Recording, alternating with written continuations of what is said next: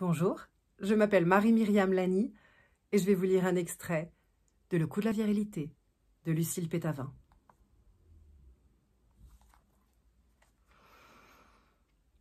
L'éducation virile donnée aux petits garçons construit très tôt leur rapport de domination sur le sexe opposé. Les histoires racontées dans les dessins animés et les films que j'évoquais précédemment leur apprennent non seulement que les hommes sont faits pour conquérir, ce qui est socialement valorisé, mais encore que les femmes sont dociles et qu'elles doivent être conquises. Les parents, eux aussi, jouent un rôle central dans cette acculturation. Lorsqu'ils sont corrigés pour avoir adopté une attitude trop féminine, croiser les jambes, porter un vêtement rose, jouer à se maquiller, s'amuser avec des poupées, etc. Les petits garçons intègrent l'idée que le féminin est méprisable, et de là découlent des comportements sexistes.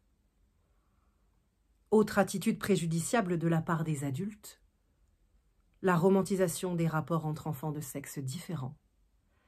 À force de leur parler d'amoureux ou d'amoureuses, du fait qu'on va les marier, ces deux-là, de petits tombeurs, de petits Don Juan, on transmet aux enfants l'idée que garçons et filles ne peuvent avoir des rapports autres qu'amoureux et que les petits garçons sont faits pour séduire les petites filles.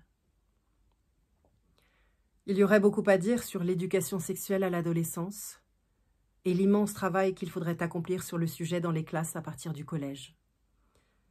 Le contact que les adolescents ont avec la sexualité se résume bien souvent à la pornographie.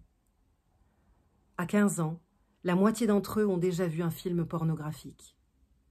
63% de garçons contre à peine 37% de filles.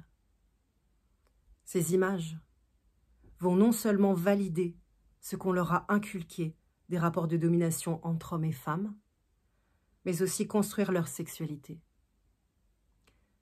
Chez les filles, elles vont avoir un impact négatif sur leur estime de soi, par intériorisation de la domination des hommes, et ou par comparaison avec le corps des actrices. Alors que chez les garçons, elles vont contribuer à dissocier toujours plus le sexe des sentiments. La suite, ici.